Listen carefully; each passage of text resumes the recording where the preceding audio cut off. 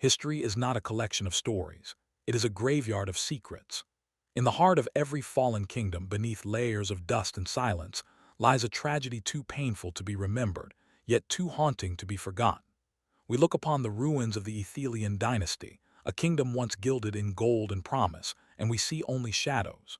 We listen to the wind as it whispers through these broken halls, and we hear the echoes of a king's ambition, a queen's sorrow, and a princess's final, silent scream. This is the story of a throne built on lies, a crown paid for in blood, and a love that was doomed from its very first breath.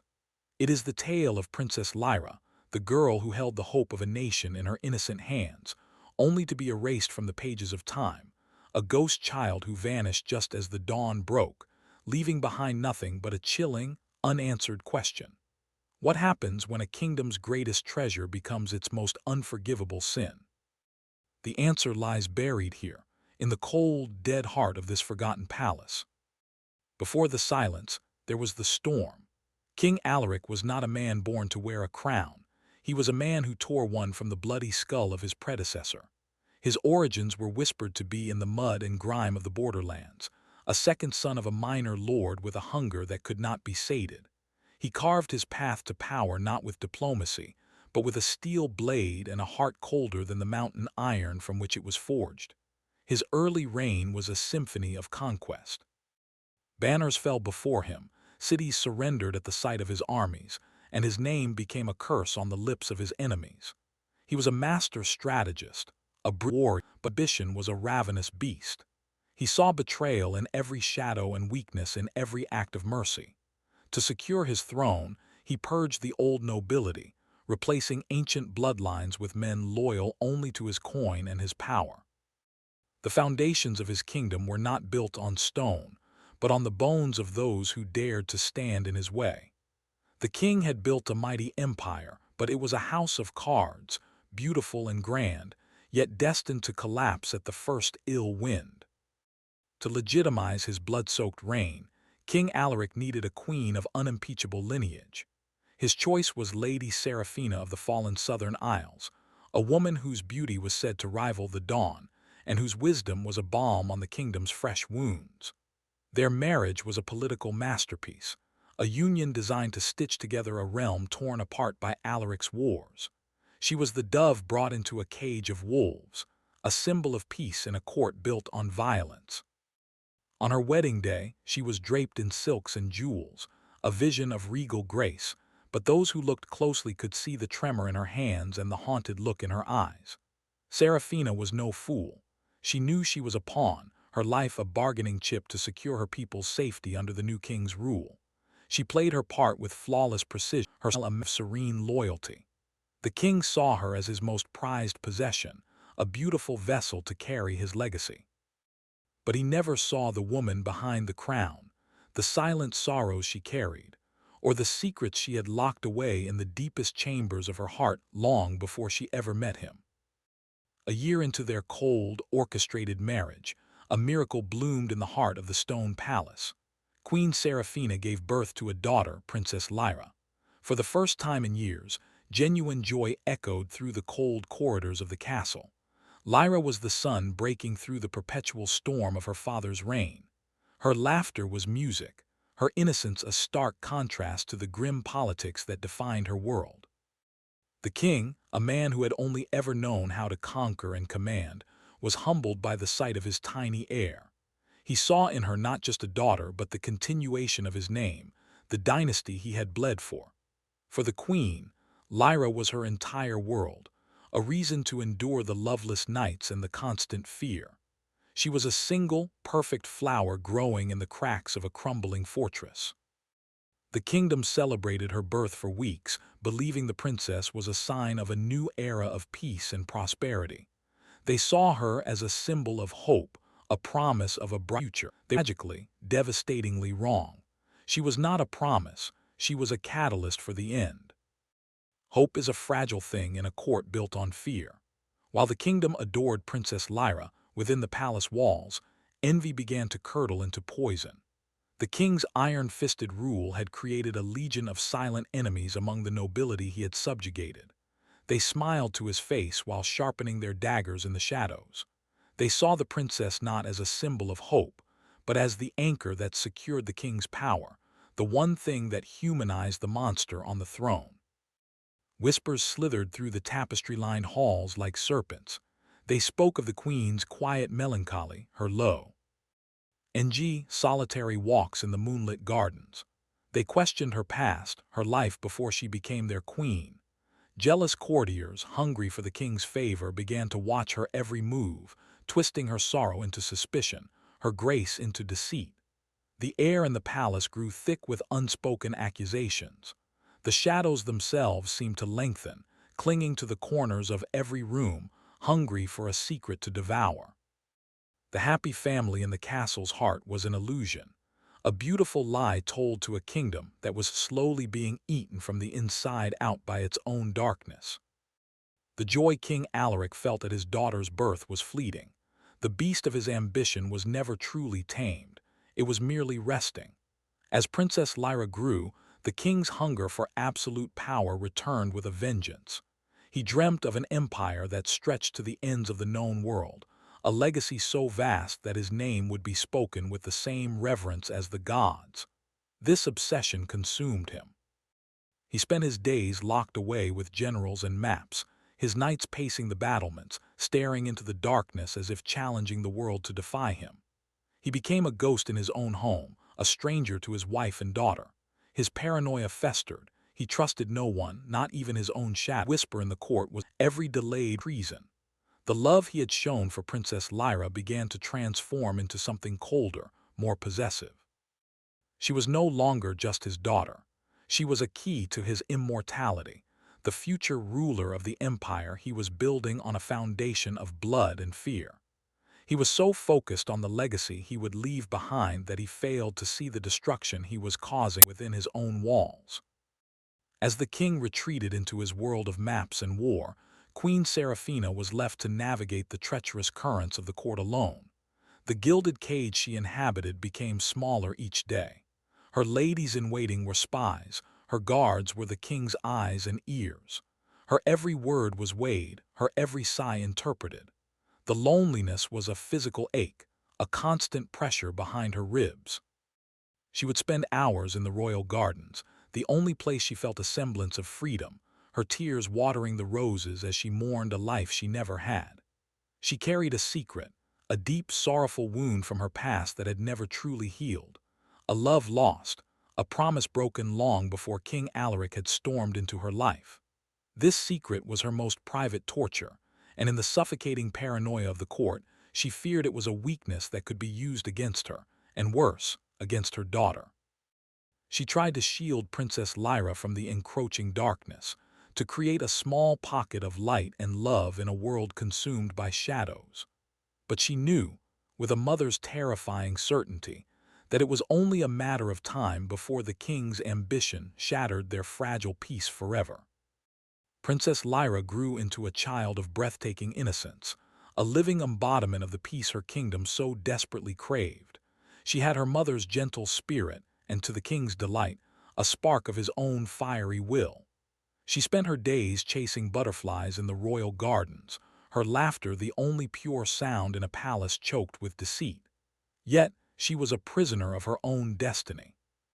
She was taught statecraft before she could properly read, and the names of her father's enemies before she learned the names of childhood friends.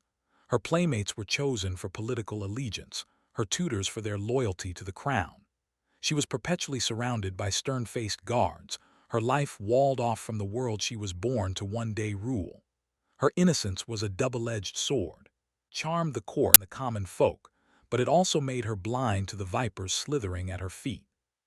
She loved her father, the mighty king who would occasionally lift her onto his throne and call her his little empress.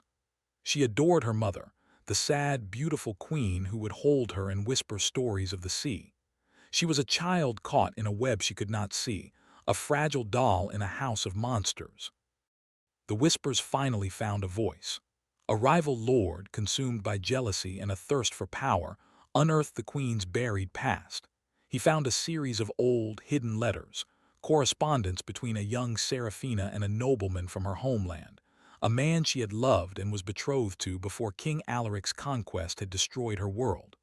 The letters were filled with passion, with promises of a shared future. But the final letter contained the true poison.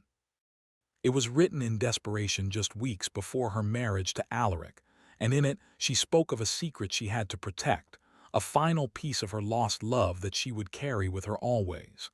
The jealous lord twisted the meaning, forging a damning addendum. He presented this proof to the king, not as a story of lost love, but as the ultimate betrayal. The letter was framed to Sugg. Just that Princess Lyra, the king's heir, his pride, his only legacy, was not his own blood. For King Alaric, a man whose entire identity was built on power and lineage, this was not just an accusation, it was the shattering of his world. The paranoia he had nurtured for years erupted into an inferno of uncontrollable rage. The foundation of his kingdom, his very sanity, crumbled to dust in that single, terrible moment. The king's rage was absolute. It was a plague that swept through the palace, leaving a trail of death and destruction. He no longer saw advisors or servants. He saw only traitors and conspirators. He ordered the immediate execution of the lord who brought him the news, his mind so fractured he believed the man was part of the conspiracy. Then he turned his wrath upon the court. Nobles who had ever shown the queen the slightest kindness were dragged from their beds and beheaded in the castle courtyard. Families were torn apart on the basis of a single paranoid suspicion. The king's brutal purge was the spark that lit the pyre of his own kingdom. The remaining nobility, seeing their own deaths in the king's madness, rose up in open rebellion. The common people, long oppressed by his tyranny, joined them. Civil war erupted overnight. The kingdom turned on itself in a frenzy of bloodshed. The armies King Alaric had forged to conquer the world were now engaged in a bloody struggle on the steps of his own palace. The throne he had killed to win was now the epicenter of a self-inflicted apocalypse. His empire was burning, and he was the one holding the torch. In the heart of the burning palace, King Alaric confronted Queen Seraphina. He did not scream or rage. His voice was a low, terrifying whisper, colder than a tomb. He held the letter, his knuckles white. He showed her the accusation, the lie that had condemned them all. He asked her one question: "Is she mine?" Seraphina, her face pale but her eyes clear, looked at the man she had been forced to call husband. She saw not a king, but a monster consumed by his own demons. She refused to give him the satisfaction of an answer to dignify his madness. Her silence was her final, defiant act of rebellion. For the king, that silence was a confession. He did not grant her a swift death. That would have been a mercy. Instead, he had her dragged to the highest, most isolated spire of the castle, the Maiden's Tower. He ordered the door sealed with stone and mortar, entombing her alive. Her screams for her daughter, for Lyra, echoed for 3 days before falling silent. The queen who had arrived as a symbol of peace died alone in the dark, a victim of the king's suffocating pride and the secret she took with her to the grave. The death of the queen shattered the last vestiges of loyalty to the king. The rebel armies breached the final gates, their righteous fury echoing through the blood-slicked halls. They found King Alaric not on his throne, but in the smoldering ruins of the great hall, standing over the bodies of his own royal guards. His eyes were vacant, his crown askew, his fine robe stained with soot and blood. He was no longer a king fighting for his kingdom. He was a cornered animal, a madman lashing out at the ghosts that haunted him. He fought with the strength of a dying titan, his blade a blur of desperate, furious energy. But he was alone. His ambition had left him with no allies, his cruelty with no one to defend him. He was struck down not by a noble lord, but by a nameless soldier, a man whose village he had probably burned years ago. King Alaric, the great conqueror, the empire builder, died on the cold stone floor of the palace he had drenched in blood, his last breath a choked whisper, his eyes staring at a tapestry depicting a happy family, a king, a queen, and a beautiful little princess. When the fires died down and a fragile silence fell over the fallen kingdom, the victorious rebels began to search for the last member of the royal family, Princess Lyra. They went to her chambers, a room filled with dolls and storybooks, a pocket of innocence amidst the carnage. But she was gone. The bed was unslept in, the window unlatched, swinging gently in the cold morning breeze. Panic ensued. Some claimed she had been killed in the fighting, her body lost in the flames. Others whispered that loyalist guards had smuggled her out of the city to safety. But one trembling servant gave a chilling account. She swore that in the hour just before sunrise, during the peak of the final battle, she saw two shadowy figures lead the small, silent princess out through a hidden passage in the garden wall. Lyra did not cry or struggle. She simply walked away, a ghost child swallowed by the gray, misty dawn. No trace of her was ever found. She became a myth, a lost soul, the girl who held a kingdom's future in her hands and simply vanished. Her disappearance was the final, silent tragedy of a dynasty that had devoured itself. The Athelian dynasty was no more. A new ruler took the throne, one who scrubbed King Alaric's name from the history books, trying to erase the bloody stain he had left upon the land. But a kingdom's memory is long. The palace was abandoned, believed to be cursed, a place where the screams of a murdered queen and a mad king could still be heard on winter nights. It became a monument to ambition, folly, a tomb of forgotten royalty. The story of Princess Lyra became a cautionary tale whispered to children, a ghost story to scare them from wandering off at dawn. Was she murdered by the rebels to prevent a future claim to the throne? Did she escape, only to die of exposure in the wilderness? Or did she live out her days in quiet anonymity, a peasant girl with royal blood, forever haunted by a life she could barely remember? History offers no answers. The silence that followed the fall of the throne is absolute. The kingdom bled, and in its place, only a scar and a chilling legend remained. Power is a poisoned chalice, ambition a consuming fire, and love in the face of such forces is often the first casualty. The tragic tale of King Alaric, Queen Seraphina, and Princess Lyra is a testament to this grim truth. A king's hunger for a legacy led him to destroy the very thing he sought to build. A queen's silent suffering became the seed of a kingdom's destruction. And a princess, a symbol of pure hope, was ultimately erased by the sins of her parents. Their story serves as a haunting reminder that a crown does not protect the head that wears it. It only makes it a more prominent target. The whispers in the palace, the forbidden secrets, the blind rage, these are the true rulers of history, the architects of ruin. All that is left now is the wind, the stone, and the silence. A silence that screams a terrible lesson. Thrones built on blood will always, inevitably, drown in it. History bleeds, and its echoes are written in the cries of kings, queens, and lost princesses. This was the Fear Room. Don't forget to subscribe and like for more dark history tales.